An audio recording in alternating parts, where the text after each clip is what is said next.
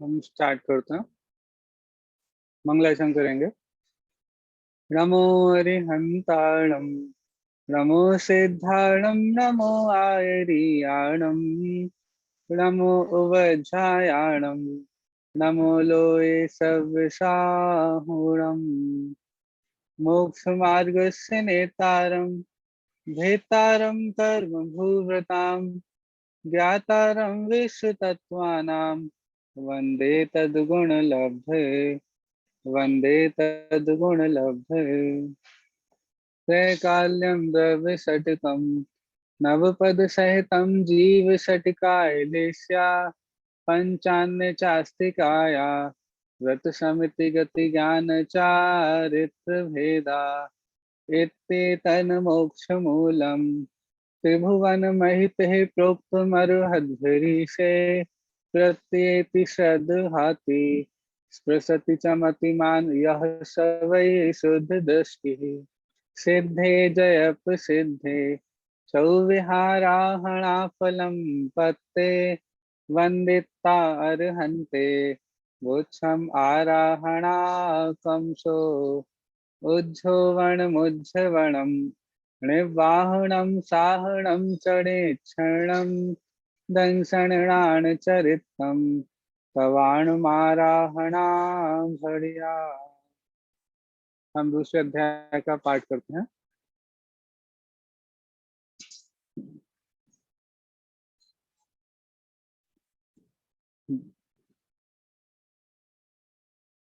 औपशमिक छायको भावो मिश्रस्य जीवस्य स्वतत्वमौदयिक परिणामितो च द्विनवाष्टादशैकविंशति त्रिभेदा यथाक्रमम्।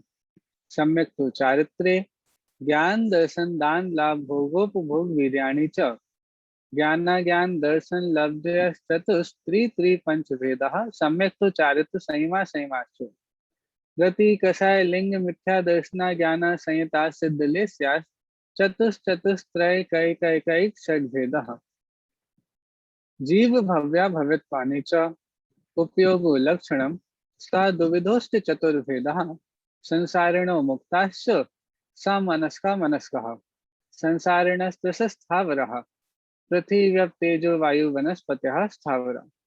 द्विन्द्रियादयस्त्रिशः पंचेन्द्रियाणि द्विविधानि, निर्वृत्तुपकरणे द्रव्येन्द्रियं लब्धुपयोगो भावेन्द्रियम्। स्पर्श स्पर्शन रसन घ्राण चक्षु श्रोत्राणि, स्पर्श रस गंध वर्ण शब्दास्तदर्थः। श्रुत मनीन्द्रियस्य वनस्पत्यन्तानामेकं, क्रमी पिपीलिका भ्रमर मनुष्यादीनामेकैकवृद्धानि। संगिनः समनस्कः विग्रहगतौ कर्मयोगः, अनुश्रेणी गतिः अविग्रह जीवस्य, विग्रहवती च संसारिणः प्राक् चतुर्भ्याम्। एक समय विग्रह एकम दो तीन वानाहरकः। सम्मूर्छन गर्भोपपादा जन्मा, सचित शीत समृतः क्षेत्रा मिश्राश्चैकशस्त द्योनयः। जरायुजाण्डज पोतानां गर्भः, देवनारकाणां पादः, शेषाणां सम्मूर्छनम्। एक मिनट। हाँ। औदारिक वैक्रिय का हारक तेजस कर्मणानि शरीराणि, परम परम सूक्ष्मम प्रदेश तो संख्ये गुणम प्राग तेजसात्, अनंत गुणे परे अप्रतिघाते, अनादि संबंधे च सर्वस्य तदादीनि भाज्यानि युगपदे कस्मिन्ना चतुर्भ्या। निरुपभोग मन्त्यम गर्भ समूर्छन जमाद्यम, औपादिकम वैक्रियकम लब्धि प्रत्ययम च तेजस्मपि। शुभम विशुद्धम अव्याघाति चाहारकम रमत्त संयतस्यैव। नारक सम्मूर्छनो नपुंसकानि न देवः, शेषास्त्रिवेदः। औपादिक औपादिक चर्मोत्तम देहा संख्येय वर्षायुषो नपवर्त्यायुषः। इस तरह से हमने ये दूसरे अध्याय का पाठ किया। अब हम हमारा जो विषय चल रहा था वहां पर आते हैं। देखिए, कल हमने ये देख लिया था कि किस जन्म में कौन सा शरीर होता है। जो अलग अलग प्रकार के जन्म बताए हैं और अलग अलग प्रकार के जो 5 प्रकार के शरीर बताए हैं, तो 5 प्रकार के शरीरों में किस जन्म में कौन सा शरीर होता है। गर्भ समूर्छन जन्म वालों के कौन सा शरीर होता है, तो औदारिक शरीर होता है। ठीक है। औपादिक जन्म वालों के शरीर कौन सा होता है, तो उत्तर दिया कि वैक्रिक शरीर होता है। लेकिन फिर उन्होंने बताया कि जो वैक्रिक शरीर होता है वो लब्धि प्रत्यम भी होता है, लब्धि निमित्तक भी होता है, कि भाई लब्धि से रिद्धि से भी इस वैक्रिक शरीर की प्राप्ति होती है। तो औदारिक शरीर वालों को भी ये विक्रिया रिद्धि के माध्यम से वैक्रिक शरीर की प्राप्ति हो सकता है। उसके बाद में तेजसम अपि, कि तेजस शरीर भी विक्रिया से रिद्धि आदि से प्राप्त होता है। ठीक है, तो उसके शुभ तेजस अशुभ तेजस ये वाली बात आती। और जो आहारक शरीर है वो किसी जन्म से तो नहीं होता, लेकिन मतलब किसी एक पर्टिकुलर जन्म लिया और जन्म से शुरू से ही आपको वो आहारक शरीर मिल जाए, ऐसा ऐसी व्यवस्था नहीं है। लेकिन हाँ, जिन्होंने औदारिक शरीर को धारण किया है, अर्थात जिन्होंने गर्भ जन्म धारण किया, ऐसे मनुष्य, उन मनुष्यों में भी जो जिन्होंने मुनि अवस्था को धारण किया, विशेष रिद्धि तप आदि के धारक हैं, ऐसे मुनिराज को छठवें अनुष्ठान में उनको ये आहारक शरीर की प्राप्ति होती है। उसका भी कारण बताया था कि ये जो आहारक शरीर होता है वो भी सूक्ष्म तत्व का निर्णय करने के लिए, ठीक है, तीर्थ यात्रा का उद्देश्य हो उसके लिए, तो इन कारणों के लिए ये आहारक शरीर किन्हीं मुनिराज पे हो सकता है। ठीक है, तो इस तरह से ये सभी शरीरों की बात और किस जन्म में कौन सा शरीर होता है यहाँ तक की बात हो गई थी। अब जब इतने तरह के अलग अलग गति के, इतनी जो चर्चा चल रही है जीवों की, वे कौन सी गति में होते हैं, कौन कौन से शरीर हो सकते हैं, सारी चर्चा चल रही है। तो अब एक चर्चा प्रसंग प्राप्त है कि भाई किस जन्म वाले जीव का, ठीक है, कौन सा लिंग होता है। वे तीन तरह के लिंग है, पुल्लिंग है, ठीक है, स्त्रीलिंग है, नपुंसक लिंग है। तो ये जो अलग अलग जन्म आप बता रहे हो वहां पे कौन कौन से लिंग वाले जीव होते हैं, वो वाली चर्चा और यहाँ करके फिर एक और सूत्र, उसके बाद इस पूरे अधिकार को पूरा करते हैं। देखिए, हाँ देखो, हम ये विषय चालू करते हैं। आपको स्क्रीन पर भी दिख रहा होगा, उक्त जीवों का लिंग विधान। देखिए, अब यह बताते हैं कि चारों गति के विभिन्न जन्म वाले जीव किस किस लिंग के होते हैं, उनका कौन कौन सा लिंग होता है। देखो, नारक समूर्छनो नपुंसकानि न देवः से शास्त्री वेद। तो तीन सूत्रों के माध्यम से पूरे सभी चर्चा यहाँ पे, पूरी चर्चा को यहाँ ले लिया। कैसा, देखो, नारकी और समूर्छन जीव, जो नरक गति के जीव होंगे अर्थात जो नारकी जीव हैं, और जो समूर्छन जीव हैं। अब समूर्छन जीव कहाँ कहाँ हो सकते हैं, तिरेंच में भी हो सकते हैं, मनुष्य गति में भी हो सकते हैं। ठीक है, तो समूर्छन जीव जो मनुष्य गति के होंगे या तिरेंच गति के होंगे, वो सभी समूर्छन जीव नपुंसक लिंग वाले ही होते हैं। ठीक है, तो नारकी और समूर्छन जीव नपुंसक लिंग वाले ही होते हैं। उनमें मनुष्य और उनमें पुल्लिंग स्त्रीलिंग ये भेद नहीं होता, वो नियम से नपुंसक ही होते हैं। फिर देव न देवः, कि जो देव होते हैं वो नपुंसक लिंग वाले नहीं होते। तो फिर कौन कौन से लिंग बचे, देव गति में पुरुष वेद और स्त्री वेद, ये दो वेद ही होते हैं। ठीक है, देव गति में जितने भी देव हैं, चाहे विमानवासी हो चाहे विमानवासी नहीं हो, ठीक है, भवनत्विक हो, भवनवासी वगैरह हो, वहां भी कोई भी देव हो, या तो वो पुरुष होंगे या स्त्री होंगे, नपुंसक लिंग वाले नहीं होते। ठीक है, शेषास्त्री वेद। अब इनके अलावा जो भी बचे वहां पे तीनों वेद मिलेंगे। तो अब आप सोचो कौन कौन रह गए।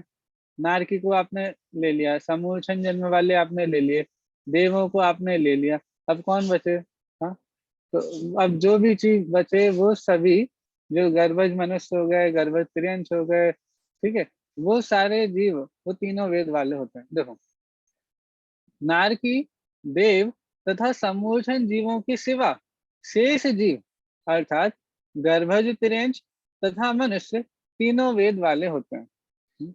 जब गर्भज त्रियंश होंगे, गर्भज मनुष्य होंगे, इनके तीनों वेद पाए जा सकते हैं। ये पुल्लिंग वाले भी पुरुष भी हो सकते हैं, स्त्री भी हो सकते हैं, नपुंसक भी हो सकते हैं। लेकिन इसमें एक नियम और बता रहे, इतना विशेष है कि भोग भूमि तथा मिलेच्छ खंड के मनुष्यों में स्त्री पुरुष वेद ही होता है, वहां पे नपुंसक वेद नहीं होगा। जो भोग भूमि जीव होते हैं, आपने तो सुना भी होगा, अभी परसों नरसों ताई जी चाची बता रहे थे कि भोग भूमि में युगलिया जन्म लेते हैं। हाँ, परसों बता रहे थे कि भोग भूमि में जो मनुष्य आदि होते हैं वो युगल में ही जन्म लेते हैं।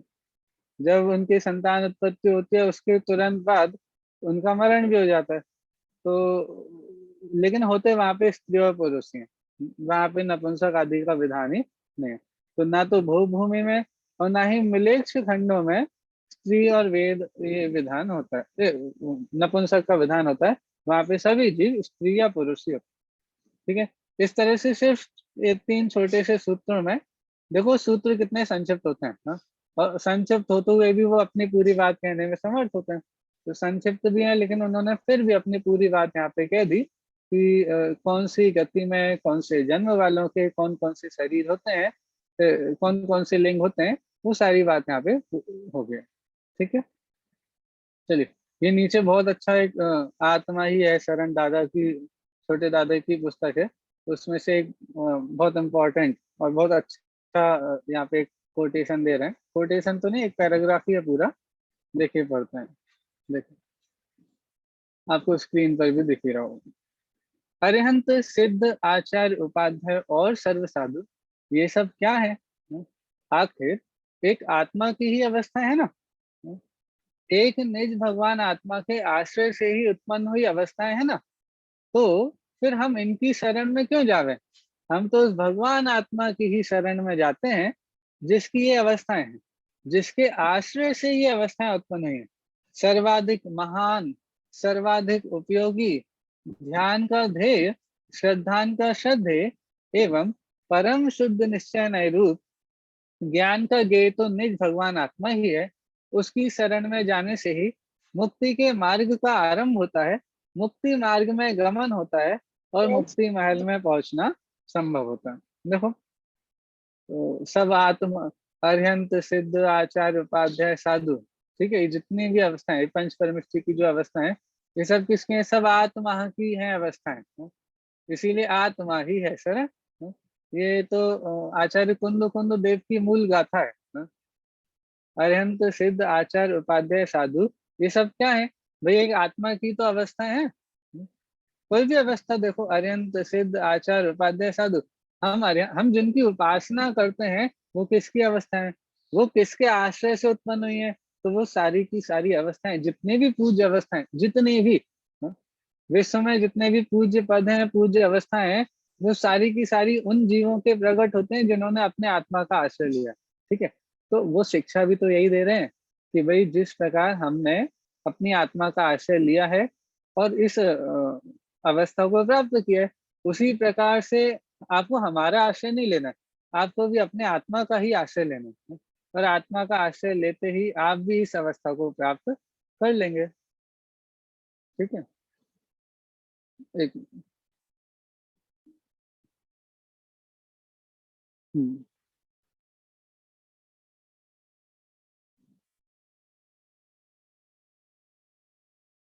ठीक है। तो इस तरह से ये पूरा यहाँ पे आत्मा ही है शरण, ये पूरा एक छोटा सा इस बुक में से कोट लिया है। अब हम वापस अपने विषय पे आते हैं। अब अंतिम जो सूत्र है इस दूसरे अध्याय का, वो यहाँ पे आ रहा है। आयु का अपकर्षण। ठीक है। अ, ये जो इतनी सारी गतियों की बात की, अलग अलग प्रकार के जन्म बता दिए। ठीक है। क्योंकि ये सारी चर्चा आ गई ना, औपाधिक जन्म की चर्चा आ गई। ठीक है। देवों के नारकियों के उत्पाद जन्म होता है, और अलग अलग प्रकार के जो कौन कौन से शरीर आदि की प्राप्ति होती है, ये सब भी चर्चा आ गई। अब यहाँ पे एक उसके साथ में एक चर्चा यहाँ पे दे दी कि इन सभी जन्मों में, इन सभी अवस्थाओं में ये जो मरण का विधान होता है, तो किन किन अवस्थाओं में अपकर्षण हो सकता है, आयु का अपकर्षण हो सकता है। तो वो वाली चर्चा यहाँ पे इस अंतिम सूत्र में करके इस अध्याय को पूरा करेंगे। देखिए, आयु का अपकर्षण सूत्र पढ़ते हैं। औपाधिक चरमोत्तम देहा संख्य वर्षायुषो नपवर्त्यायुषा। अब किन किन के, देखो ना आप गिनती भी कर सकते हैं किन किन जीवों के अपकर्षण नहीं होता है। बाकी सभी जीवों जीवों के अपकर्षण हो सकता है आयु में। अभी ये सारे जिनको ये कॉन्सेप्ट ऐसे लग रहे हैं कि भी अपकर्षण का मतलब क्या होता है, इसमें अभी शब्द आएंगे भुज्यमान आयु, बद्धमान आयु, इनका क्या मतलब होता है, तो वो जब हम चर्चा करेंगे वो सारा विषय आएगा। आप थोड़ा धैर्य रखना तो आपको सब अच्छे से समझ में आएगा। देखिए, औपाधिक, औपाधिक मतलब औपाधिक जन्म वाले देव और नारकी। ठीक है। जो सूत्र में शब्द है ना औपादिक, तो औपादिक का अर्थ हो गया जिनके उपाद जन्म होता है, तो किनके होता है? देवों के और नारकियों के। फिर क्या लिया? चरमोत्तम देह, ठीक है। तो चरमोत्तम देह का मतलब क्या होता है? चरम उत्तम। चरम मतलब होता है अंतिम, चरम मतलब होता है सबसे लास्ट। तो चरमोत्तम देह अर्थात उसी भाव से मोक्ष जाने वाले, ठीक है। चरमोत्तम शब्द आपको ख्याल में आ गया होगा, चरम मतलब होता है बिल्कुल लास्ट, चरम सीमा बोलते हैं ना, बिल्कुल लास्ट वाली जो सीमा होती है। तो ऐसे ही लास्ट वाला जो देह होगा वो उत्तम तो होता ही है, ठीक है। तो क्योंकि वज्र सब नारद सेनन आदि होते हैं, उत्तम सेनन आदि होता है उस देह में, तो वो चरमोत्तम देह अर्थात उसी भाव से मोक्ष जाने वाले। दूसरा कारण ये भी बोल सकते हैं भाई, जिस देह के बाद सीधे मोक्ष की प्राप्ति हो, वैसे देह से कोई इसका संबंध नहीं है, लेकिन फिर भी दादा ने तो पुस्तक ही लिखी, आप कुछ भी कहो, लेकिन हम तो ऐसा मानेंगे। तो वैसे ही जिस देह के बाद मोक्ष की प्राप्ति हो, हम उस देह को भी उत्तम कहने लगते हैं, ठीक है। तो वो चरमोत्तम देह। दूसरा कारण ये भी हो सकता है कि जब मोक्ष जाते हैं ना, तो मोक्ष जाने के पहले जब जीव अरिहंत अवस्था को प्राप्त करते हैं, ठीक है, तो उनकी औदारिक जो देह होती है, औदारिक शरीर होता है, वो औदारिक शरीर परमोदारिक में कन्वर्ट हो जाता है। आपने सुना होगा, जब 12वें गुण स्थान से 13वें गुण स्थान में गमन होता है, तो अभी जैसे हमारी मनुष्य देह है, हमारी जो औदारिक शरीर है, ऐसे ही उन जीवों का भी शरीर होता है, ठीक है। तीर्थंकर आदि का नहीं, लेकिन जो बाकी सामान्य केवली होते हैं उनका तो हमारे जैसे ही शरीर होता है, ठीक है। तीर्थंकर का तो जन्म से ही शरीर में उनके बहुत सारे अतिशय होते हैं, लेकिन जो बाकी जीव होते हैं उनके शरीर तो बिल्कुल हमारे आपके जैसे होते हैं, औदारिक शरीर। लेकिन जब मुनि अवस्था धारण करते हैं, तपस्या करते हैं, श्रेणी आरोहण करते हैं, और श्रेणी आरोहण करके जब वो अरिहंत अवस्था प्राप्त करते हैं, तो उनकी देह औदारिक से परमौदारिक हो जाती है। मतलब उनके शरीर में से सारे बादल निगोदिया जीवों का अभाव हो जाता है, सप्त धातु से रहित उनके देह हो जाता है। तो उस अपेक्षा से भी उस देह को चरमोत्तम उत्तम देह कहा जा सकता है। चरम तो वो पूरे जीवन काल में, लेकिन उत्तम किस अपेक्षा से कि भाई एक तो परमोदारिक की अपेक्षा से उत्तम कह सकते हैं, ठीक है। दूसरा, जिस देह के बाद मोक्ष की प्राप्ति होनी है, जिस देह के साथ अरिहंत अवस्था प्रकट होगी, जिस देह के साथ छायिक श्रेणी चढ़ेंगे, उस देह को भी हम उत्तम बोल देते हैं। हाँ? देखो, और इसका अर्थ करना हो कि जिस देह में रह करके आत्मा ने इतनी साधना की, उस देह को भी हमने उत्तम कहा, ठीक है। तो उत्तम तो आत्मा थी जिसने ये सब साधना की, लेकिन उसके साथ में जो देह है उसको भी हमने उत्तम, चरमोत्तम ये विशेषण दिए, ठीक है।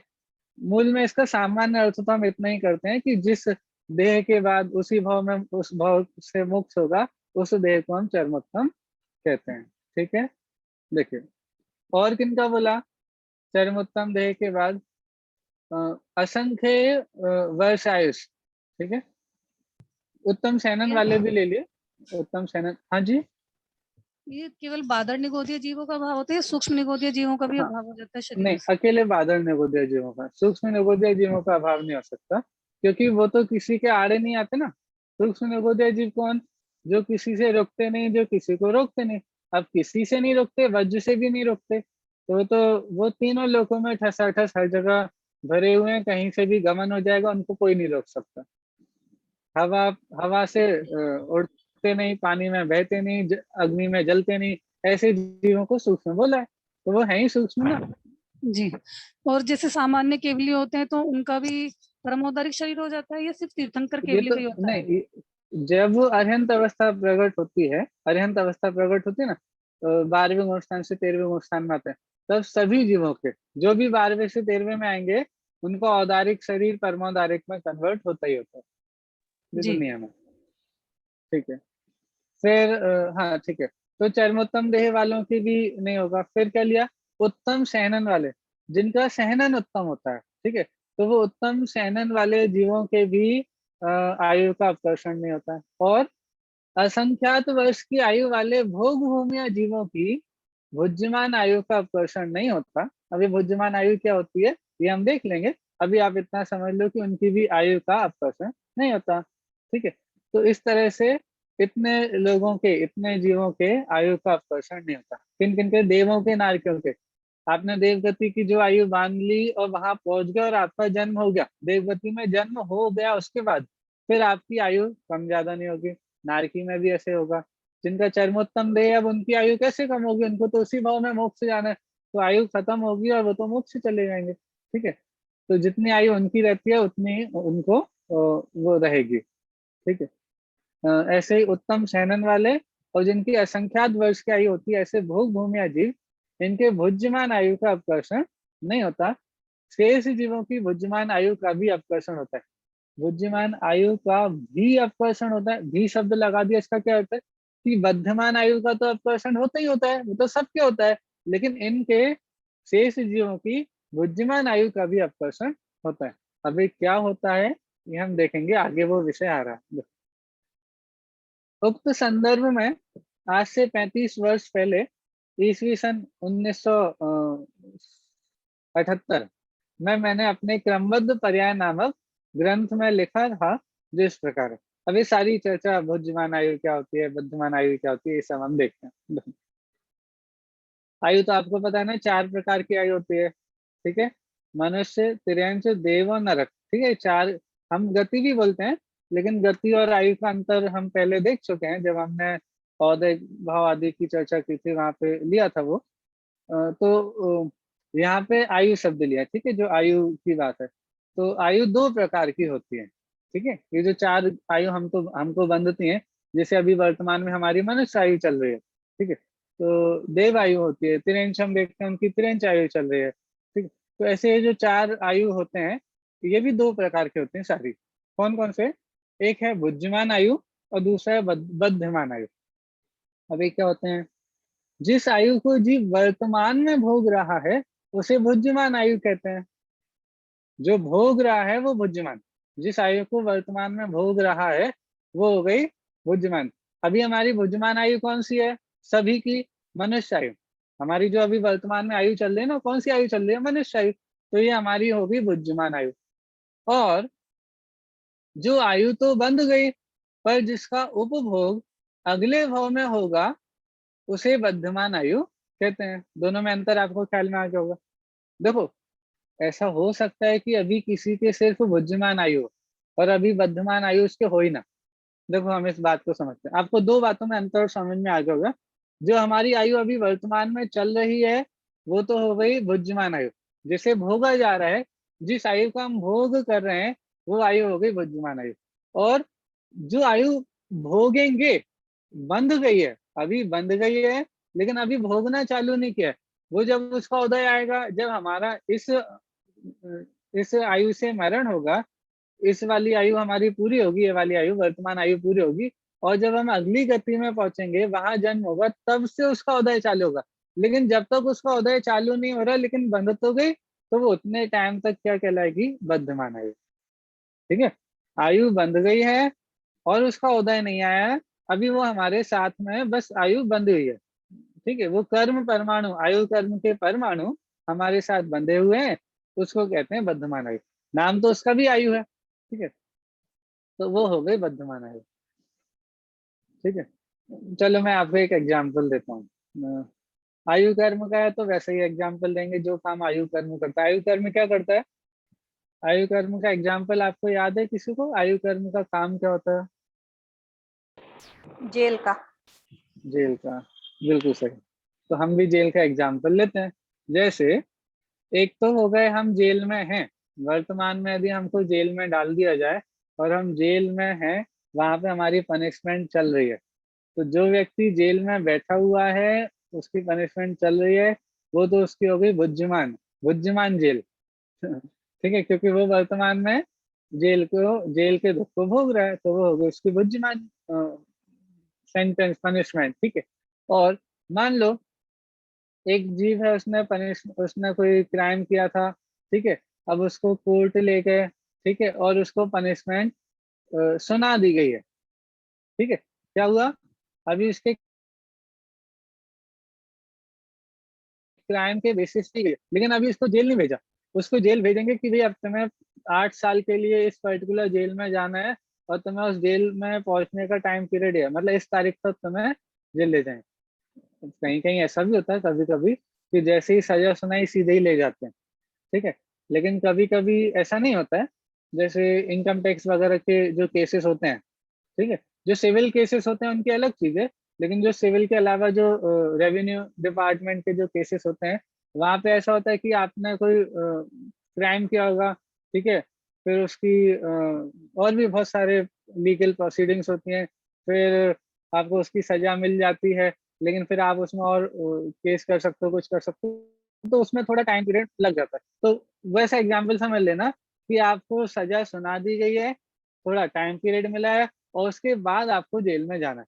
तो जो सजा सुना दी गई है ना, अब आपको जेल जाना पड़ेगा, अभी नहीं गए हो, जाना पड़ेगा, तो आपकी वो वाली सजा जो चल रही है वो कहलाती है बद्धमान, बद्धमान सजा। फिर आपको जेल ले जाएंगे तो वही आपकी बुद्धिमान हो जाएगी। मुझे लग रहा है एग्जाम्पल थोड़ा कठिन हो गया, हमारा तो सिद्धांत ही ज्यादा आसान है कि जो आयु हम वर्तमान में भोग रहे हैं कौन सी, मनुष्य आयु, अभी हमारी कौन सी आयु चल रही है, मनुष्य आयु, तो ये मनुष्य आयु हमारी बुद्धिमान आयु है। और मान लो जो हमारे परिणामों में अपकर्ष कालों में जो आयु बंधती है, वो आयु हमारी बंध गई, तो और वो हमारे साथ में, मान लो हमारी अगले भाव की भी मनुष्य आयु बंध गई, तो अगले भाव में भी हम मनुष्य बनेंगे, ठीक है।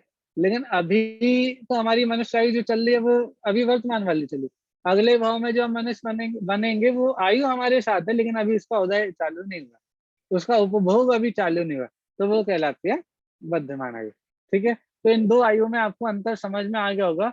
अब ये सूत्र आपको क्लियर होगा कि सूत्र में क्या विषय लेने वाले हैं, ठीक है।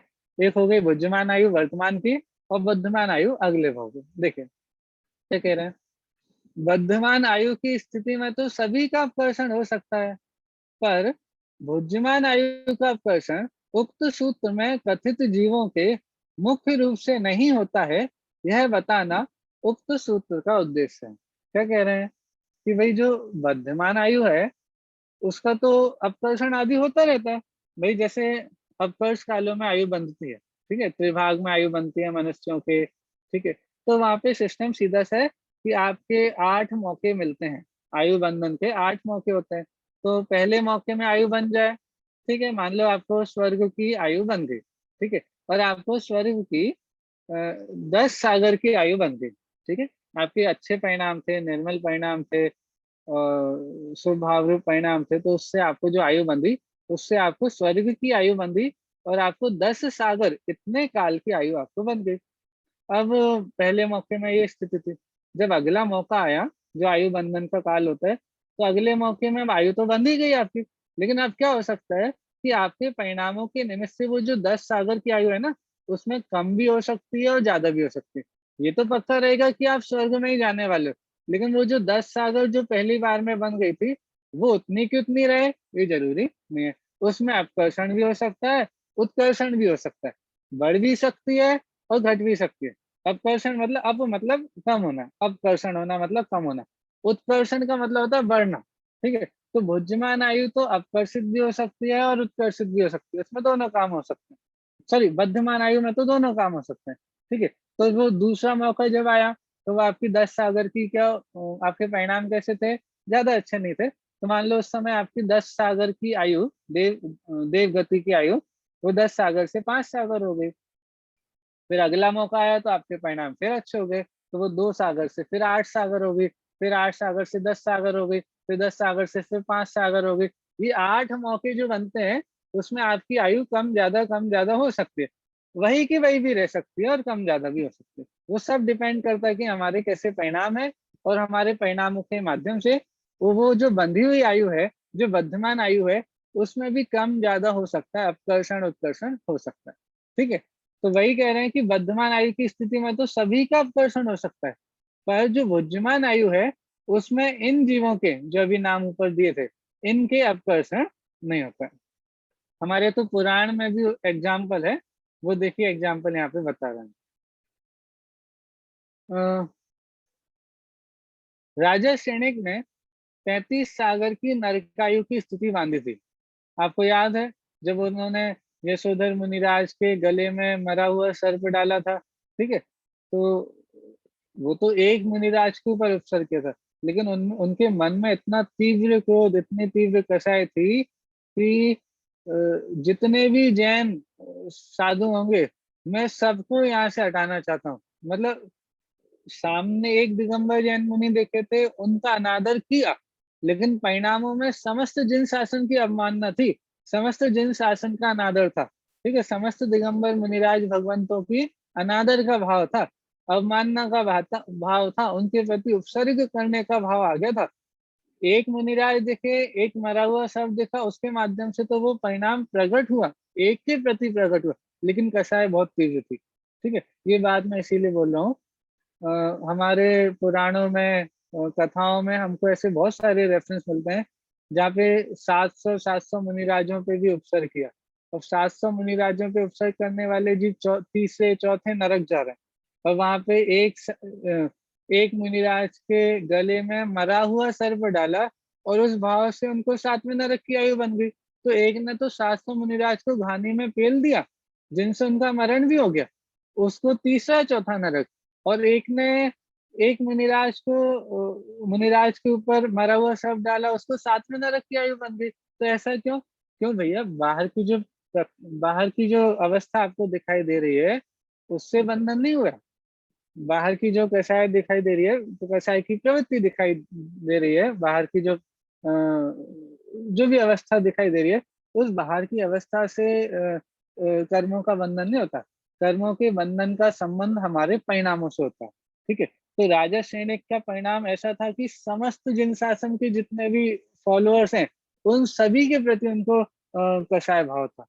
ठीक है, तो उतनी तीव्र जाति का जो कसाय भाव था, उस कारण से उनको आपकी सीधे आपकी आवाज ब्रेक हो रही है। अच्छा, सभी के लिए हो रही है क्या? नहीं भैया, साफ आ रही है बिल्कुल। सही आ रही है। हो रही है। अच्छा, अब किसी को हो रही है, किसी को नहीं हो रही, तो हो सकता है नेटवर्क की प्रॉब्लम थोड़ा वहां से हो। सही आ रही है। चलिए ठीक है, अब अच्छी आ रही है तो बढ़िया, अच्छा है। चलिए, तो मैं आपको ये अंतर बता रहा था कि किन्हीं जीवों के, दो जीवों की स्थिति हमने देखी। एक जीव ने तो मुनिराज के गले में सर्प डाला, राजा श्रेणिक ने एक दिगंबर मुनिराज के गले में सर्प डाला, और उससे उनको 7वें नरक की आयु बंधी। ठीक है, और दूसरे जहाँ पे दंडक मुनिराज, मतलब राजा दंडक ने 700 मुनिराजों को घानी में पेला था। ठीक है, तो उनको तीसरे चौथे नरक की आयु बंधी। 700 मुनिराजों पर उपसर्ग किया, उनका उनका मरण हुआ वहां पे। हाँ, तो वहां पे तीसरे नरक की आयु बंधी। तो मैं आपको ये अंतर बता रहा था कि परिणामों का संबंध, आयु बनने का संबंध, कर्म बंधन का संबंध हमारे परिणामों से। ठीक है, राजा दंडक को उन 700 के प्रति क्रोध था, 700 के प्रति वैर था। ठीक है, और यहाँ पे समस्त जिन शासन से वैर हो गया था। ठीक है, उस कारण से इनको उतनी तीव्र कसाय के कारण से राजा सैनिक को 33 सागर की नरकायु की स्थिति बंदी थी, 7वें नरक की स्थिति बंदी थी। ठीक है, चलो, ये थोड़ा प्रकरण तो यहाँ आया था, इसीलिए मैंने उसको थोड़ा सा डिटेल किया। हमारी मूल चर्चा तो अपकर्षण की है, वो देखते हैं। देखो, राजा सैनिक ने 33 सागर की नरकायु की स्थिति बांधी थी, और उसका अपकर्षण होकर 84 वर्ष की रह गई। हाँ, जब उन्होंने उनको सम्यक दर्शन की भी प्राप्ति हुई थी, और उनको अपने किए का पछतावा भी हुआ था। तो मुनिराज ने स्वयं बताया था कि आप भविष्य में होने वाले तीर्थंकर हैं। ठीक है, भगवान महावीर के समोषण के भी आप मुख्य श्रोता रहे। हाँ, राजा सैनिक। ठीक है, और श्रावकोत्तम की भी संज्ञा उनको प्राप्त होती है। उनको भगवान के समोषण में बात पता चली कि आप भविष्य के तीर्थंकर हो। हाँ, और साथ में ये भी पता चला था कि आप अगले भाव में नरक में जाने वाले हैं। दोनों चीजें उनको एक साथ पता चली। तो अब ये सारी बातें थी। जब अब जब परिणाम बदले, चेंज हुए, तो फिर उनकी वो जो स्थिति थी 33 सागर की, वो कम होकर के, उसका अपकर्षण होकर के कितनी रह गई? वो 84,000 वर्ष। और अगली 24वीं के प्रथम तीर्थंकर वो होने वाले हैं। तो ये सब कब हुआ? पर यह पूर्व भाव में ही हुआ। इंपॉर्टेंट लाइन, ये कब हुआ? ये जो 33 सागर से 84,000 वर्ष की जो आयु रह गई, ये उसी भाव में हुई। किस भाव में? राजा श्रेणिक के भाव में। नरकायु का उपभोग आरंभ होने के बाद उसका अपकर्षण संभव नहीं है। देखो सूत्र, ध्यान से दोबारा सूत्र देखो। औपादिक चरमोत्तम देहा संख्य वर्षायुषो नप वर्त्यायुषा। औपाधिक जन्म वाले कौन होते हैं? देव और नर की। तो ये जो नरक गति बंधी है कौन सी है? उपाद जन्म वाली है। तो नरक आयु का प्रारंभ हो गया उपाद जन्म से, वहां पे उनका जन्म हुआ था, वो प्रारंभ हो गया, उसके बाद उसका अपकर्षण नहीं हो सकता। एक बार नरकायु प्रारंभ हो जाए फिर उसके बाद उसका अपकर्षण नहीं होगा। पहले पहले पॉसिबल है, और हुआ भी 33 सागर से जो 84,000 वर्ष हुई वो राजा श्रेणी की पर्याय में ही हुई। लेकिन एक बार जब नरकायु हो गई और नरक आयु प्रारंभ हो गई, अब वो काम नहीं होगा। ठीक है, तो वही बोल रहे हैं कि जो बद्धमान आयु है, ये जो बद्धमान आयु थी, ठीक है, इस बद्धमान आयु में तो अपकर्षण हो गया, लेकिन ये नरकायु का आरंभ होने के बाद उसका अपकर्षण संभव नहीं है। मैं इसको हाईलाइट नहीं कर पा रहा हूँ। हाँ, इससे कोई बात नहीं। नरकायु का उपभोग आरंभ होने के बाद उसका अपकर्षण संभव नहीं है। ठीक है, जबकि उक्त सूत्र में कथित जीवों को छोड़कर अन्य जीवों की आयु का अपकर्षण उसी भाव में भी हो जाता है। अब इनके अलावा जितने जीव बचे, हम आप जैसे जीव जो हैं, हम सभी की आयु के अपकर्षण उसी भाव में भी हो सकता है। इन जीवों के अलावा, ये जो जीव हैं, इन जीवों के अलावा बाकी सभी जीवों की आयु का अपकर्षण उसी भाव में भी हो जाता है। ठीक है, यह संपूर्ण चर्चा आयु के अपकर्षण की। ठीक है, तो ये आयु के अपकर्षण की चर्चा यहाँ पूरी। लेकिन लेकिन लेकिन ये इन्होंने क्रमबद्ध पर्याय जो पुस्तक है उसमें चर्चा की है, तो लोगों को इस पर्टिकुलर जो सूत्र है इससे बड़ा ऐसा लगता है। देखो, आप लोग तो क्रमबद्ध पर्याय की चर्चा करते हो, आप तो ये बोलते हो कि जो होना है सुनिश्चित है, लेकिन देखो हम जितनी आयु बांध के आए थे, ठीक है, हम जितनी आयु बांध के आए थे, हम तो उससे पहले भी मरण को प्राप्त हो सकते हैं। क्यों? यदि हमारी आयु का अपकर्षण हो जाएगा तो जितनी बंधी थी उससे भी पहले हमारा मरण हो जाएगा। हाँ, है ना? तो फिर आपके क्रमबद्ध पर्याय का सिद्धांत कहाँ रहा? आप तो बोल रहे हो कि भाई क्रमबद्ध पर्याय में जो होना है वो पहले से निश्चित हो गया है, अब वैसा ही होगा। हाँ, अब जब क्रमबद्ध पर्याय है तो फिर हमारी आयु का अपकर्षण कैसे हो सकता है? और आयु का अपकर्षण हो सकता है तो क्रमबद्ध पर्याय कैसे? लोगों को यही क्वेश्चन है, और वो इस पर्टिकुलर सूत्र का ही सहारा लेकर के ये बात कहते हैं कि जब आयु का अपकर्षण संभव है तो फिर क्रमबद्ध पर्याय कैसे हो सकते हैं। ठीक है, ये प्रश्न है, इसका यहाँ पे बहुत अच्छे से डिस्कशन करके उत्तर दिया हुआ है। देखो हम देखते हैं, थोड़ी चर्चा सिंपल है, कठिन नहीं है, बहुत सिंपल। दादा की तो शैली है कि वो बिल्कुल सिंपल और सहज बिल्कुल लैंग्वेज रहती है, पढ़ने से एक बार में समझ में आ जाए ऐसी। उदाहरण आदि के माध्यम से भी आएगा। देखो देखते हैं, जिस प्रकार हम किसी दुकानदार के पास खरीदा हुआ सामान पसंद ना आने पर वापस करने जाते हैं, तो वह पैकेट बंद सामान तो सभी वापस कर लेता है। हाँ? पर पैकेट खुल जाने पर कुछ सामान तो वापस कर लेता है और कुछ नहीं करता। हाँ? उसी प्रकार जिस आयु का उपभोग आरंभ नहीं हुआ है उसमें तो सभी में अपकर्षण संभव है, सभी में, इसमें कोई दिक्कत नहीं है, चाहे देव हो चाहे मनुष्य हो, कोई भी। पर उपभोग आरंभ हो जाने पर उक्त सूत्र में कथित आयु का अपकर्षण संभव नहीं है, यही बात उक्त सूत्र में बताई गई। क्या बताया यहाँ पे कि भाई इन पर्टिकुलर आयु में एक बार उस आयु का उपभोग चालू हो जाए, मतलब वो भुज्यमान आयु हो, तो उस भुज्यमान आयु में इन जीवों के आयु का अपकर्षण नहीं होता है, बाकी सभी जीवों के अपकर्षण हो सकता है। बद्धमान आयु में सभी के अपकर्षण हो सकता है, उसमें किसी के भी कोई भी दिक्कत नहीं है, उसमें सभी के हो सकता है। तो उन्होंने उदाहरण दिया, पैकेट बंद सामान हो तो वो तो वापस हो जाता है। देखो, हो सकता है जब दादा ने ये पुस्तक लिखी हो तब के हिसाब से तो ये बात बिल्कुल सही है। आज के टाइम पे तो कहीं कहीं पैकेट बंद सामान भी वापस नहीं होता है। ठीक है, कहीं कहीं है ऐसे, देखते हैं कि भाई एक बार जो सामान ले लिया वो वापस नहीं होगा, भले ही आप वैसा का वैसा पैकेट ले आओ, हमारी दुकान पे बिका हुआ माल वापस नहीं होता है। बहुत जगह ऐसे नोटिस लगे रहते हैं ना, लेने के पहले ही सोच लो, एक बार माल बिक गया फिर वो वापस नहीं होगा। मेनली जो चाइना के आइटम्स होते हैं उसमें तो ऐसे ही लिखा रहता है, क्योंकि उनका तो पर्पस ही होता है कि हम ज्यादा से ज्यादा सेल करें। चलो ठीक है, मैं इस विषय में ज्यादा नहीं बोल रहा हूँ, चलिए हम आगे बढ़ते हैं। इससे काल की नियमितता में कोई अंतर नहीं आता और ना ही अन्य समवायों की उपेक्षा ही होती है, क्योंकि आयु का अपकर्षण भी तो अन्य समवायों की सापेक्षता से होता है। देखो, हम कोई भी कार्य होता है तो उसमें 5 समवाय होते हैं, ठीक है।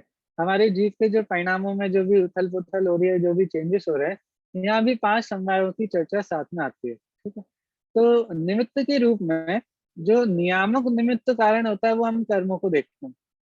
ध्यान से सुनना, जो भी हमारे 5 समवाय की चर्चा आती है, और जब हम जीव के किसी कार्य में, जीव के किसी परिणाम के साथ, जैसे सम्यक दर्शन की प्राप्ति हुई, तो सम्यक दर्शन की प्राप्ति हुई, ये एक नवीन कार्य हुआ। पहले मिथ्या दर्शन चल रहा था, मिथ्या दर्शन के बाद सम्यक दर्शन की जीव को प्राप्ति हुई, तो हम वहाँ पे 5 समवाय देखते हैं, ठीक है। काल, लब्धि, पुरुषार्थ, होनहार, भवितव्यता, ये हम और उपादान, हाँ ठीक है, ये सारे हम अ, देखते हैं, 5 समवाय हम उसमें देखते हैं। अब जब 5 समवाय हम उसमें देखते हैं, तो 5 समवाय में वो जो नवीन कार्य हुआ, इसमें 5 समवाय होते हैं। ऐसा नहीं होता है कि कोई एक कार्य हो, कोई एक समवाय की तो उपस्थिति है, कोई एक समवाय की उपस्थिति नहीं है, नहीं। जब भी कोई नवीन कार्य होता है तो वहां पे 5 समवाय होते ही होते हैं, ठीक है। अब हम क्या करते हैं कि एक समवाय को तो हम एक समय में देख रहे हैं, तो उस समय बाकी समवाय नहीं है, ऐसा नहीं है, सारे के सारे समवाय होते हैं। भाई काल लब्धि है तो पुरुषार्थ भी है, निमित्त भी है, ठीक है। अब मैं इसमें एक बात बता रहा था कि निमित्त के रूप में जैन दर्शन में देखो, एक तो बहिरंग निमित्त कारण होते हैं। जैसे समय दर्शन की प्राप्ति हुई, तो सामने मुनिराज थे, मुनिराज के उपदेश के माध्यम से जीव को तत्व, 7 तत्वों का सही स्वरूप ख्याल में आया, 7 तत्वों का सही स्वरूप ख्याल में आया, स्वपर का भेद विज्ञान हुआ और आत्मलीनता हुई, आत्मलीनता से उसके सम्यक दर्शन की प्राप्ति हुई। तो एक तो ये, ठीक है। तो हमने उसके सम्यक दर्शन की प्राप्ति में निमित्त कारण किसको बनाया? मुनिराज को। लेकिन हर जीव को जहाँ पे सम्यक दर्शन होता है तो मुनिराज ही निमित्त कारण बने, ऐसा तो नहीं है। कभी तीर्थंकर परमात्मा की देशना निमित्त बन सकती है, कभी किसी दूसरे ज्ञानी जीव की देशना निमित्त बन सकती है, कभी पूर्व जन्म की देशना निमित्त बन सकती है, वर्तमान में और भी कारण बन सकते हैं, ठीक है। वेदना, वेदना भी निमित्त गई है ना। आप जब सम्यक दर्शन के भेद देखते हैं तो वेदना आदि भी सम्यक में निमित्त बन सकते हैं। जिन चैत्य, जिन चैत्य आदि के दर्शन से भी सम्यक दर्शन में निमित्त बन सकते हैं, पूर्व भाव का स्मरण, ये सब भी निमित्त बन सकते हैं। तो ये निमित्त तो अलग अलग हो सकते हैं। कौन से निमित्त है? ये बहिरंग निमित्त है। लेकिन जो अंतरंग निमित्त होगा, अंतरंग निमित्त मतलब जो कर्मों का सिस्टम होगा, जब भी सम्यक दर्शन होगा तो दर्शन मुनि कर्म का उपसम क्षय क्षय उपसम नियम से होगा, ये कहलाते हैं अंतरंग निमित्त कारण। तो जब 5 समवायों की चर्चा आती है ना, तो 5 समवाय की चर्चा में बहिरंग निमित्तों की अपेक्षा से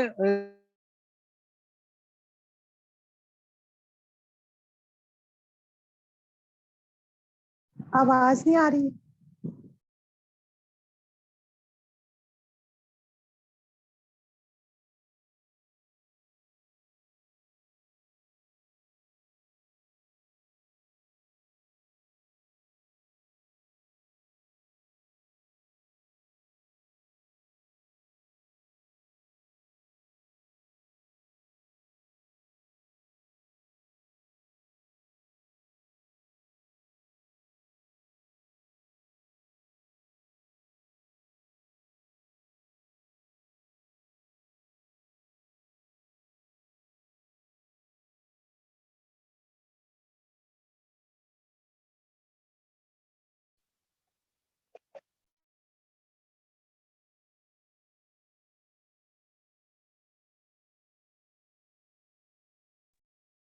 हेलो, मेरी आवाज आ रही है? हाँ जी, आ गई। हाँ, वो नेटवर्क एक बार चला गया था अभी, ब्रेक हो गई थी।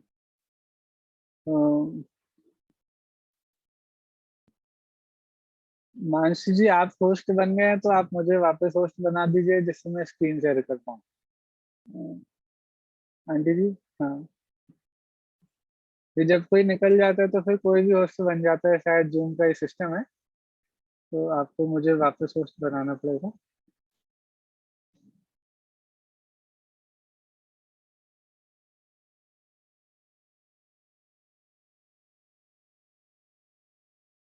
चलिए, तब तक हम चर्चा करते हैं। हमें बात कर, हाँ ठीक है। चलिए, आपको स्क्रीन भी दिख रही होगी, हाँ ठीक है। हाँ, तो मैं बोल रहा था कि हम 5 समवाय में कभी किसी को मुख्य कर देते हैं, कभी किसी को गौण कर देते हैं, लेकिन स्थिति ऐसी है कि पांचों समवाय विद्यमान होते ही होते हैं।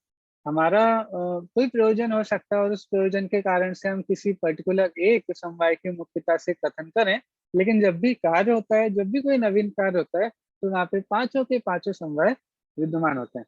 ठीक है, इसीलिए यहाँ पर भी आयु में अपकर्षण आदि हो सकता है, नहीं हो सकता है, ये सारी बात आई। लेकिन इससे काल की नियमितता, इस पे फर्क नहीं पड़ेगा भाई। काल अवधि निमित्तों की चर्चा जब चल रही है, उसका मतलब ये थोड़ी ना है कि भाई उस समय काल अवधि नाम का समवाय जो होगा उसकी हमने पूरी तरह से गौणता कर दी, उसका अभाव कर दिया, ऐसा नहीं है। उस समय काल अवधि भी रहेगी। काल अवधि के बिना वो कार्य नहीं हो रहा है। देखें, इससे काल की नियमितता में कोई अंतर नहीं आता और ना ही अन्य समवायों की उपेक्षा ही होती है। क्यों? क्योंकि आयु का अपकर्षण भी तो अन्य समवायों की सापेक्षता से होता है। वस्तुतः यह कथन अकाल मृत्यु का ना होकर पूर्वबद्ध आयु कर्म के अपकर्षण का है। अब देखो यहाँ पर भी जो इसकी हेडिंग है, ठीक है, आयु का अपकर्षण, ठीक है, अनपवर्त आयुषा, इनकी आयु में अपवर्तन नहीं होता है। अन अपवर्त आयुषा, इनकी आयु में अपवर्तन नहीं होता है। ठीक है, अपकर्षण नहीं होता है, तो इनकी आयु में अपवर्तन नहीं होता है। बाकी जीवों की आयु में अपवर्तन हो सकता है। ठीक है, तो बाकी जीवों की आयु में अपवर्तन हो सकता है, बात तो ये है। लेकिन हम इसको प्रेजेंट कैसे करते हैं कि बाकी जीवों की अकाल मृत्यु हो सकती है। दो चीजों में देखो, यहाँ क्या कह रहे हैं, इन जीवों की आयु में अपवर्तन हो सकता है। अपवर्तन हो सकता है, इसी को हमने कैसे प्रेजेंट किया कि इन जीवों का अकाल, इन जीवों की अकाल, इन जीवों के अलावा बाकी जीवों की अकाल मृत्यु हो सकती है। देखो, तो यहाँ बोल रहे हैं कि ये कथन वैसे देखो तो आयु, अकाल मृत्यु का नहीं है। मूल में शब्द क्या है, आयु कर्म का अपकर्षण किन किन जीवों के नहीं हो सकता और बाकी किन जीवों के हो सकता है, ये है। देखो, इस संदर्भ में जैनेन्द्र सिद्धांत कोशकार श्री जिनेन्द्र वर्णी का निम्नलिखित कथन द्रष्टव्य है। देखो, पढ़ते हैं। पांचवा प्रश्न अकाल मृत्यु संबंधी। समय से पहले विष भक्षण आदि से, विष भक्षण, एक्सीडेंट, एक्सेट्रा एक्सेट्रा, बहुत सारे कारण हो सकते हैं। समय से पहले विष भक्षण आदि से होने वाली मृत्यु को अकाल मृत्यु कहते हैं। कर्म सिद्धांत के अंतर्गत पूर्वबद्ध कर्मों की स्थिति आदि के घटने बढ़ने को अपकर्षण व उत्कर्षण कहते हैं। घटने को अपकर्षण, बढ़ने को उत्कर्षण। और प्रकृति के बदल जाने को संक्रमण कहते हैं। समय से पहले कर्म को उदय में लाना उदीर्णा कहलाती है और समय के पहले उन्हें झाड़ देना निर्जरा कहलाती है। ठीक है, अपकर्षण, ठीक है, घटने को उत्कर्षण, बढ़ने को, बदलने को संक्रमण, पहले ही उदय में ले आना उदीर्णा और समय से पहले उन्हें झाड़ देना, ये निर्जरा कहलाते हैं। अब इसके उदाहरण भी काफी बन सकते हैं और इनको बिल्कुल प्रैक्टिकल यदि इनको समझना हो तो इस पूरे विषय पे, संक्रमण आदि पे भी एक दो प्रवचन पंडित सुमत प्रकाश जी के हुए हैं। उन्होंने संक्रमण को, उदीर्णा आदि को इतने अच्छे तरह से बिल्कुल प्रैक्टिकली हमारी लाइफ में हम इनको कैसे करते हैं वो बहुत अच्छे से समझा। एक एग्जाम्पल मैं आपको उदीर्णा का बता देता हूँ जो हमारे शास्त्रों में भी आता है। जैसे आपने अभी अभी खाना खाया था, ठीक है, अब आपको खाना, सुबह खाना खाया, अब सुबह खाना खाने के बाद आपका तो नॉर्मल रूटीन है कि अब शाम को खाना खाओगे। हो सकता है आपका बीच में भी कुछ नाश्ते का हो, लेकिन हम मान के चलते हैं एक बार सुबह खाना खाया और सुबह खाना खाने के बाद अब आप सीधे शाम को भोजन करने वाले हैं। ठीक है, अब लेकिन क्या हुआ, घर में कुछ अचानक से कोई पकवान बना, कुछ अच्छा सा पकवान बना। अब आपको वैसे तो भूख नहीं थी, लेकिन उसकी खुशबू आने लगी, उसकी खुशबू आने लगी, आपने झांक के देखा वो दिखने में बड़े अच्छे लग रहे थे, तो आपके वैसे ही पेट में भूख लगने लगी। तो ये क्या हुआ, जो भूख बाद में लगने वाली थी उसको पहले ही उदय में ले आए, ये कहलाती उदीर्णा। ऐसे और भी इन सारे के सारे कॉन्सेप्ट्स को परिणामों के निमित्त से, परिणामों से जोड़ के देखेंगे तो आपको ये कॉन्सेप्ट बहुत अच्छे से और भी अच्छे से ख्याल में आएंगे। अभी हम इसमें ज्यादा नहीं रुकते हैं, आगे बढ़ते हैं। देखो, आगम कथित ये सब विषय नियति के बाधक हैं, ऐसी आशंका भी करना योग्य नहीं है। भाई नियति मतलब जब जो होना है तब वो होगा ही होगा, नियति। ठीक है, तो ये सारे के सारे कथन से ऐसा लगने लग जाए कि भाई तो फिर नियति कहाँ रही? जब आप बदल सकते हो, जब आप पहले ला सकते हो उदय में, जब आप उसको घटा बढ़ा सकते हो, तो फिर नियति कहाँ रही? नियति मतलब जो निश्चितपना वो कहाँ रहा? तो ऐसा लगता है कि आगम कथित ये सब विषय नियति के बाधक है। तो बोल रहे हैं ऐसी आशंका भी करना योग्य नहीं है। क्यों? क्योंकि उसका उत्तर तो वो वही इसका उत्तर तो वही उपरोक्त विकल्प है जिसके आने पर तदनुरूप ही प्रवृत्ति स्वतः होती है। तीव्र क्रोध आने पर ही विष भक्षण आदि का कार्य होता है, उसके अभाव में नहीं। देखो, इसमें सिंपल एक बिल्कुल सिंपल तरीके से सॉल्यूशन यहाँ बता दिया कि ये जो अपकर्षण, संक्रमण आदि आदि जो भी यहाँ बता रहे हैं, ये भी बिना कारण मिले थोड़ी ना होगा। भाई उसके बाकी कारण भी तो विद्यमान होंगे। भाई जैसा विकल्प होगा, जैसे जीव के परिणाम होंगे, वो भी तो वैसी प्रवृत्ति होगी, तभी ये सारी चीजें होंगी। जैसे विष भक्षण हो रहा है, तो विष भक्षण कब होगा? भाई जब तीव्र क्रोध आदि होगा, ठीक है, तब तीव्र क्रोध आने पर ही विष भक्षण आदि का कार्य होगा। तो अकेले विष भक्षण से अकाल मृत्यु थोड़ी ना है, उस समय जीव के वहां परिणाम भी हो, अकेले परिणाम हुए ऐसा थोड़ी ना है, वहां पे वैसी योग्यता भी थी, वैसी काल लब्धि भी थी, तो वो सारे कारण वहां पे बनते हैं, ठीक है। उसके अभाव में ऐसे कार्य नहीं होते। इसी प्रकार अपकर्षण, उदीर्णा व नेजरा आदि के संबंध में भी जानना, क्योंकि अकाल मृत्यु का अर्थ आयु कर्म की उदीर्णा के अतिरिक्त और कुछ भी नहीं है। मूल में कथन क्या है? मूल में शब्द क्या है? आयु कर्म की उदीर्णा। अब उस आयु कर्म की उदीर्णा को ही क्या कहा यहाँ पे? अकाल मृत्यु के कथन से, अकाल मृत्यु के नाम से कहा जाता है, ठीक है। चलिए ये हम पूरा विषय करते हैं, फिर यहाँ पे जो प्रश्न होगा उसकी चर्चा हम कल करेंगे। ये वाले विषय हम पूरा करते हैं। फिर जब उसका नाम यहाँ बोल रहे हैं, जब इसका नाम आयु कर्म की उदीर्णा है, ठीक है, आयु कर्म की उदीर्णा है, तो फिर आयु कर्म की उदीर्णा को आप अकाल मृत्यु क्यों कहते हो? जब है ही उसका नाम आयु कर्म की उदीर्णा, तो फिर आप उसे अकाल मृत्यु क्यों कहते हो? तो बोल रहे हैं अकाल तो केवल इसलिए कहा जाता है कि जितनी आयु बंधी उतनी स्थिति पूरी नहीं की, जितनी आयु बांधी थी उतनी स्थिति पूरी नहीं की, इसीलिए हमने उसे अकाल नाम दिया है। अब एक सिद्धांत बता रहे हैं, इससे थोड़ी शांति भी मिलनी चाहिए हमको। क्या? वास्तव में कोई भी कर्म ऐसा नहीं जिसकी स्थिति बंध के अनुसार ही उदय में आती हो। ये सिद्धांत आप अपने जीवन को निहाल करने में काफी यूज कर सकते हो, जितना चाहो उतना। क्या? हम जो ये परेशान होते रहते ना कि भैया हमारे तो कर्म ही खराब है, हमने तो ऐसे, हमारा भाग्य ही खराब है, हमारे तो इतना पाप का उदय आता है, हमारे ये हमारे वो, हम जो ये बातें करते हैं ना, तो बोलने भाई कोई ऐसा कर्म है ही नहीं, जैसे आपका बंधा था वैसा ही उदय में आए, ये जरूरी थोड़ी ना, सब चेंज हो सकता है। उत्कर्षण हो सकता है, अपकर्षण हो सकता है, संक्रमण आदि हो सकता है, सब हो सकता है। और आप सोचते भी नहीं हो इनको करने का और ये हो जाते हैं। आप तो विकल्प थोड़ी ना करते हो कि हमें अभी अपने कर्म का, इस पर्टिकुलर कर्म का उत्कर्षण करना है, अपकर्षण करना है। आपके सोचने से कर्म का संक्रमण आदि होता है क्या? नहीं, आप इनके बारे में सोचते भी नहीं हो और ये कर्मों की व्यवस्था अपने आप होती रहती है। आपको पता है आप जब किसी को फोन लगाते हो तो मोबाइल के अंदर कितना प्रोसेस होता है? नहीं, आपको नहीं पता, आप उसके बारे में सोचते भी नहीं हो। आपने तो क्या किया, बस एक यहाँ पे बटन दबाया और अंदर पूरी प्रोसेस चालू होने लगी। यहाँ से नेटवर्क टावर पे जाएगा, टावर से फिर दूसरे टावर पे, पूरे पता नहीं सैटेलाइट पे चला जाएगा, सैटेलाइट से फिर वहां पहुंचेगा, फिर उसके टावर पे पहुंचेगा, फिर उसके फोन में पहुंचेगा, फिर जाकर के आपकी आवाज जैसे सुनाई देगी। ये पूरा प्रोसेस हो रहा है, लेकिन आप इसके बारे में विकल्प करते हो क्या? नहीं करते हो। लेकिन होता नहीं है क्या? होता तो है। ऐसे ही हमारे भी कर्मों में इतना कुछ चेंज होता है, भले ही हम उसके बारे में विकल्प करें नहीं करें।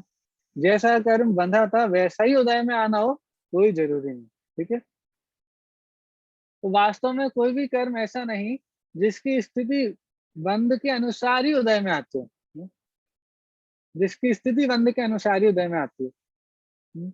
बुद्धिहीन सूक्ष्म प्राणियों में भी उत्कर्षण आदि बराबर हो रहे हैं। हाँ? एक इंद्रिय आदि, दो इंद्रिय, तीन इंद्रिय, चार इंद्रिय, पंचेंद्रिय में भी सभी जीव, तो ये जो बुद्धिहीन है, सूक्ष्म प्राणी है, इनमें भी उत्कर्षण अपकर्षण आदि सब होते हैं बराबर। जैसा जैसा विकल्प उस समय होता है, वैसी वैसी प्रवृत्ति ही उस समय होती है, और तत्फल स्वरूप वैसा वैसा ही नवीन बंध व उत्कर्षण आदि होता रहता है। हमारे परिणामों के निमित्त से कर्मों की स्थिति आदि सब चेंज होती रहती है। देखो, आज सुबह भी हम सर्वार सिद्धि की क्लास में एक बात पढ़ रहे थे, बहुत अच्छी बात है। बहुत अच्छी बात है, इसीलिए आपको सुनाने का भी मन हो रहा है। देखिए,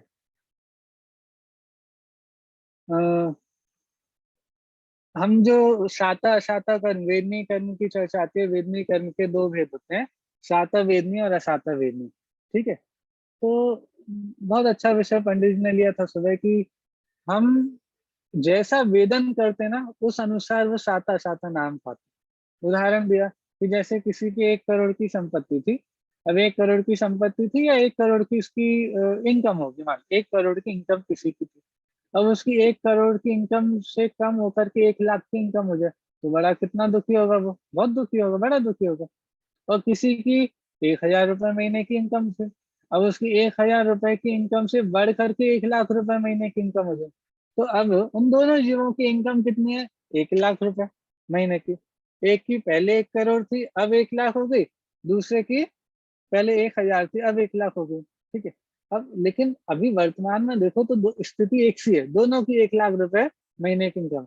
लेकिन एक दुखी हो रहा है, एक सुखी है। एक उसमें साता का अनुभव कर रहा है, एक उसमें असाता का अनुभव कर रहा है। तो जैसा जीव अनुभव करता है, उस हिसाब से उसको साता असाता नाम मिल जाता है। तो एक और बहुत सुंदर जो बात आई थी, जिसके लिए मैंने ये बात बताई, उन्होंने बोला था, आप यदि तुलना करेंगे तो आप असाता का ही अनुभव करेंगे। जीवन में एक बहुत बड़ा सिद्धांत आपको, आप इसको बना सकते हो अपने जीवन में खुश रहने के लिए। क्या? कि आप यदि तुलना करेंगे तो आप हमेशा असाता का ही अनुभव करेंगे। असाता कर्म का बंध भी बहुत होगा उससे, और आप भी दुखी रहेंगे। और यदि आपने तुलना करना बंद कर दिया, तो तुलना करना बंद करेंगे तो आपको वो असाता का अनुभव, वैसा वेदन नहीं होगा, आप दुख रूप वेदन नहीं करेंगे।